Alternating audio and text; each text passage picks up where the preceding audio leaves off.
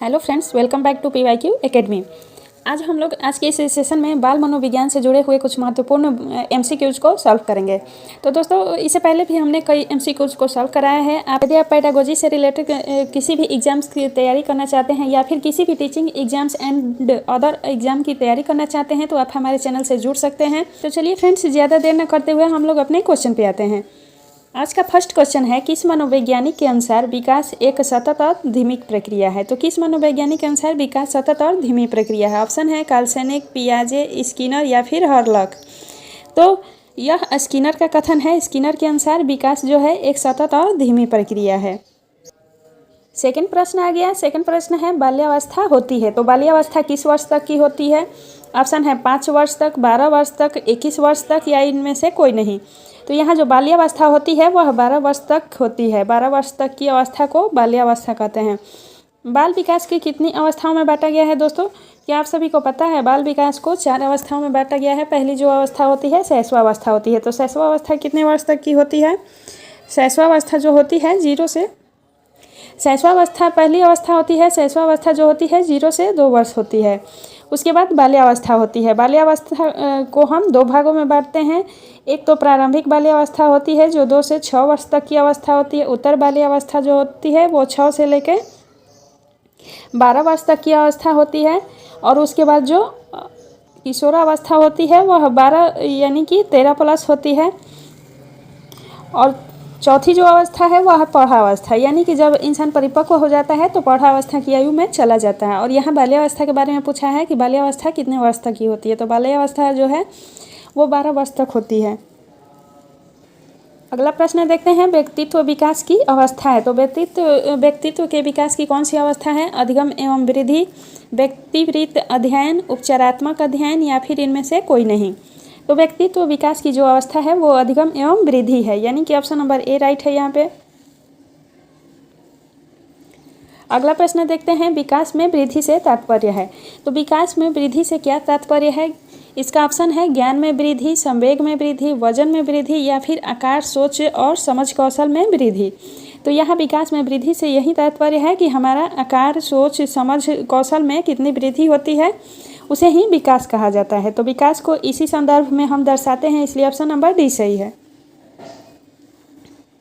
अगला प्रश्न है, परिपक्वता का संबंध है। तो परिपक्वता का संबंध किसे है। विकास से, वृद्धि से, सृजनात्मकता से या फिर रुचि से। तो परिपक्वता का जो संबंध है वो विकास से है, इसलिए ऑप्शन नंबर ए राइट है। अगला क्वेश्चन है, तनाव और क्रोध की अवस्था है। तो तनाव और क्रोध की अवस्था कौन सी होती है। शैशवावस्था होती है, बाल्यावस्था होती है, किशोरावस्था होती है या फिर वृद्धावस्था होती है। तो तनाव और क्रोध की जो अवस्था होती है उसे हम किशोरावस्था कहते हैं। किशोरावस्था की अवधि कब स्टार्ट होती है। तो यह 12 प्लस से स्टार्ट हो जाती है किशोरावस्था और परिपक्वता अवस्था तक चलती रहती है, यानी कि इंसान जब तक परिपक्व नहीं हो जाता पौढ़ावस्था के क्रम में। और किसने कहा है फ्रेंड्स किशोरावस्था को तनाव एवं क्रोध की अवस्था। तो यह स्टैनले हॉल ने कहा है। स्टैनले हॉल ने कहा है कि किशोरावस्था जो है वो तनाव, तूफान और क्रोध की अवस्था है। स्टैनले हॉल की एक महत्वपूर्ण पुस्तक भी है, उनकी पुस्तक का नाम है एडोलेसेंस। अगला क्वेश्चन देखते हैं, बालक का विकास परिणाम है। तो बालक का विकास जो है वह किसका परिणाम है। वंशानुक्रम का, वातावरण का या फिर वंशानुक्रम और वातावरण की अंतःक्रिया का या फिर आर्थिक कारकों का। तो बालक का जो विकास है वह वातावरण एवं वंशानुक्रम और वातावरण की अंतःक्रिया का परिणाम है, ना कि किसी एक का। इसमें बालक के विकास में उसके वंशानुक्रम यानी कि हेरेडिटी एंड इन्वायरमेंट, इन दोनों का बराबर प्रभाव पड़ता है, इसलिए ऑप्शन नंबर सी राइट है। अगला प्रश्न देखते हैं, एक बच्चे की मानसिक आयु जो है वह 12 वर्ष है और उसकी वास्तविक आयु 10 वर्ष है। तो उस बच्चे की बुद्धि लब्धि क्या होगी। 110 होगी, 100 होगी, 120 होगी या फिर 83 होगी। तो जो बच्चे की आयु, मानसिक आयु जब 12 वर्ष है और उसकी वास्तविक आयु 10 वर्ष है तो उसकी बुद्धि लब्धि क्या होगी, 120 होगी। ऑप्शन नंबर सी राइट है। बच्चे मानसिक आयु का संप्रत्यय क्या होगा फ्रेंड्स, यानी कि इसका हम किस प्रकार से निर्धारण करेंगे। तो इसका होता है mental age by current age equal to 100 होता है। अगला प्रश्न देखते हैं, शारीरिक विकास का क्षेत्र है। तो शारीरिक विकास का क्षेत्र क्या है। स्नायु मंडल है, स्मृति है, अभिप्रेरणा है या फिर समायोजन है। तो शारीरिक विकास का जो क्षेत्र है उसे स्नायु मंडल को माना जाता है, इसलिए ऑप्शन नंबर ए राइट है।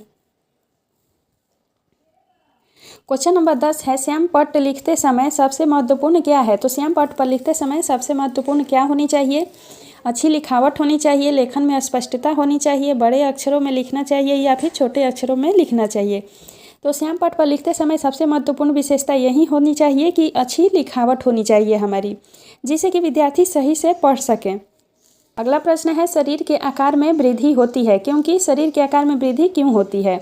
ऑप्शन है शारीरिक और गत्यात्मक विकास के कारण, संवेगात्मक विकास के कारण, संज्ञानात्मक विकास के कारण या फिर नैतिक विकास के कारण। तो हमारे शरीर के आकार में वृद्धि तब होती है जब शारीरिक और गत्यात्मक विकास होता है, यानी कि ऑप्शन नंबर ए राइट है। यहाँ पे ऑप्शन नंबर ए राइट होता है फ्रेंड्स। अगर आप सभी को हमारा ये चैनल पसंद आ रहा होगा तो प्लीज़ हमारे चैनल को लाइक, शेयर एंड सब्सक्राइब भी करें। अगला प्रश्न देखते हैं, मानसिक विकास को प्रभावित करने वाले कारक हैं। तो मानसिक विकास को प्रभावित करने वाले कारक कौन कौन से हैं? ऑप्शन है वंशानुक्रम, दूसरा है परिवार का वातावरण, तीसरा है परिवार की सामाजिक स्थिति या फिर उपरोक्त सभी। तो ये तीनों ऑप्शन राइट है, इसलिए उपरोक्त सभी जो हैं वो मानसिक विकास को प्रभावित करने वाले कारक हैं, यानी कि इन तीनों कारक हैं वंशानुक्रम, परिवार का वातावरण और परिवार की सामाजिक स्थिति। इन तीनों का बालक के विकास पर प्रभाव पड़ता है। अगला क्वेश्चन है, पियाजे के संज्ञानात्मक विकास के अनुसार संवेदी क्रियात्मक अवस्था होती है। तो पियाजे के अनुसार संवेदी क्रियात्मक अवस्था कौन सी होती है? ऑप्शन है जन्म से 2 वर्ष तक की अवस्था, 7 से 11 वर्ष तक की अवस्था, दूसरा है 2 से 7 वर्ष तक की अवस्था, तीसरा है 7 से 11 वर्ष तक की अवस्था या फिर 11 से 16 वर्ष तक की अवस्था। तो यहाँ संवेदी क्रियात्मक अवस्था के बारे में पूछ रहा है, इसलिए ऑप्शन नंबर ए राइट है। जन्म से लेकर 2 वर्ष तक की अवस्था को संवेदी क्रियात्मक अवस्था कहते हैं। और दूसरा जो ऑप्शन दे रखा है 2 से 7 वर्ष तक की अवस्था, इस अवस्था को हम पूर्व बाल्यावस्था कहते हैं। 7 से 11 वर्ष तक की अवस्था को उत्तर बाल्यावस्था कहते हैं और 11 से 16 वर्ष तक की जो अवस्था होती है वो किशोरावस्था की होती है। आई होप फ्रेंड्स आप सभी ने ये चारों के बारे में समझ लिया होगा। पियाजे ने इन्हीं चारों भागों में बालक के विकास को बांटा है। अगला प्रश्न देखते हैं, निम्न में से कौन सा कथन सत्य है? तो इनमें से कौन सा कथन सत्य है? ऑप्शन है लड़के अधिक बुद्धिमान होते हैं, लड़कियां अधिक बुद्धिमान होती है, तीसरा है बुद्धि का लिंग से संबंध नहीं होता, या फिर सामान्यतः लड़के लड़कियों से अधिक बुद्धिमान होते हैं। तो इनमें से कौन सा ऑप्शन जो है राइट है? तो यहाँ जो राइट ऑप्शन है ऑप्शन नंबर सी है, बुद्धि का लिंग से कोई संबंध नहीं होता है, क्योंकि बुद्धि नहीं देखती है कि कोई लड़का है या फिर लड़की है, उसका दोनों पर समान प्रभाव पड़ेगा, इसलिए ऑप्शन नंबर सी राइट है। प्रश्न संख्या 15 है, परामर्श का उद्देश्य है। तो परामर्श का क्या उद्देश्य है? ऑप्शन ए है बच्चों को समझना, दूसरा है बच्चों की कमियों के कारण पता लगाना, तीसरा है बच्चों को समायोजन में सहायता करना, या फिर ऑप्शन चौथा है उपरोक्त सभी। तो परामर्शन का उद्देश्य है उपरोक्त सभी, यानी कि ऑप्शन नंबर डी राइट है। परामर्शन का उद्देश्य है बच्चों को समझना, बच्चों की कमियों के कारण पता करना या फिर बच्चों को समायोजन में सहायता करना। ये तीनों ही प्रमुख रूप से परामर्शन के उद्देश्य हैं। अगला प्रश्न देखते हैं, शिक्षक एवं विद्यार्थी के मध्य संबंध होना चाहिए। तो शिक्षक एवं विद्यार्थी के मध्य किस प्रकार का संबंध होना चाहिए? ऑप्शन ए है स्नेह का, ऑप्शन बी है विश्वास का, ऑप्शन सी है सम्मान का, या फिर ऑप्शन डी है ये सभी। तो शिक्षक और विद्यार्थी के मध्य जो है स्नेह का, विश्वास का और सम्मान का, इन तीनों प्रकार की संबंध होने चाहिए, इसलिए ऑप्शन नंबर डी राइट है। अगला प्रश्न देखते हैं, बच्चों में नैतिकता की स्थापना के लिए सर्वोत्तम मार्ग है। तो बच्चों में नैतिकता की स्थापना के लिए सर्वोत्तम मार्ग क्या है? ऑप्शन ए है उन्हें धार्मिक पुस्तक पढ़ाना, ऑप्शन बी है शिक्षक का आदर्श रूप में व्यवहार करना, ऑप्शन सी है उसका मूल्य शिक्षा पर मूल्यांकन करना, या फिर ऑप्शन डी है उन्हें प्रातःकालीन सभा में उपदेश देना। तो यहाँ जो राइट ऑप्शन होगा कि शिक्षक का आदर्श रूप से व्यवहार करना बच्चों में नैतिकता की स्थापना का सर्वोत्तम मार्ग है। अगला प्रश्न है, शिक्षा में फ्रोबेल का महत्वपूर्ण योगदान था डैश किसका विकास? तो फ्रोबेल का किस क्षेत्र में फ्रोबेल ने विकास किया था?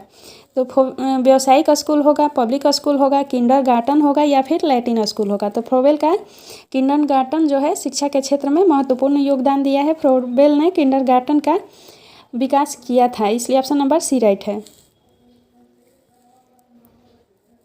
अगला प्रश्न है दोस्तों, एक अच्छा अध्यापक विद्यार्थियों के मध्य बढ़ावा देता है। तो एक अच्छा अध्यापक जो है वो विद्यार्थियों के मध्य किस प्रकार का बढ़ावा देता है? प्रतियोगिता की भावना का, सहयोग की भावना का, प्रतिद्वंदिता की भावना का, या फिर तटस्थता की भावना का। तो एक अच्छा अध्यापक वही है जो विद्यार्थियों के मध्य सहयोग की भावना को बढ़ावा देता है, इसलिए ऑप्शन नंबर बी राइट है। अगला प्रश्न देखते हैं शिक्षक का अति महत्वपूर्ण उद्देश्य है। तो शिक्षक का अति महत्वपूर्ण उद्देश्य क्या है? आजीविका कमाना, बच्चे का सर्वांगीण विकास करना, पढ़ना एवं लिखना सीखना, या फिर बौद्धिक विकास। तो शिक्षक का अति महत्वपूर्ण उद्देश्य यही होता है कि बच्चे का सर्वांगीण विकास किस प्रकार से करें, इसी के क्षेत्र में शिक्षक महत्वपूर्ण रूप से कार्य करता है, इसलिए ऑप्शन नंबर बी राइट होता है। तो दोस्तों यहाँ हमने 20 प्रश्नों को सॉल्व किया है। उम्मीद है आप सभी को ये प्रश्न पसंद आए होंगे। तो हमारे चैनल को लाइक शेयर एंड सब्सक्राइब जरूर कीजिएगा। तब तक के लिए धन्यवाद। मिलते हैं अगले वीडियो में।